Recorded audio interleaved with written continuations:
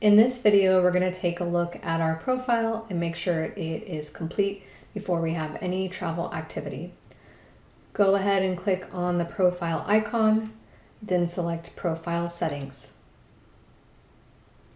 Please select Personal Information to get started. You will notice some fields have been pre-populated from other systems. Some of these are values that you cannot change. The first one that you're going to run into is your name. Please ensure that this is your legal name and it matches any form of identification that you would use to board a flight. The company information section will be pre-populated for you, nothing to change there. Your work address. In this particular section, please go ahead and choose your assigned location for your campus. So we'll go ahead and select Chico. You can enter the work address. It's not required. It is an optional value to enter.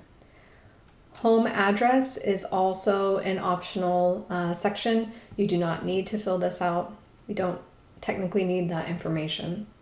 Contact information. We have pre-populated your work phone. Either your work phone or your home are required, one or the other. If this phone number is correct, no need to change anything and you can move forward. So the next section is email addresses. Your CSU Chico email address will be listed here, and you should see that the status is not verified unless you've already performed this step. In order to verify your email, please select the Verify hyperlink. You will see an email come to your CSU Chico email address. It will have a very long access or authentication code that you're going to want to copy and paste into this section. And then you'll click OK, and you'll see that your email is now verified. So activity that you have related to Concur knows and recognizes your CSU Chico email address and will make some connections later as you have travel activity.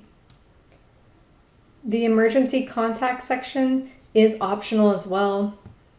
Any information that you do put in here will be available for any of the Concur administrative folks on our campus, as well as our travel agent behind the scenes. So if there's any need to be able to contact an emergency contact, this would be our point of reference, one of them potentially.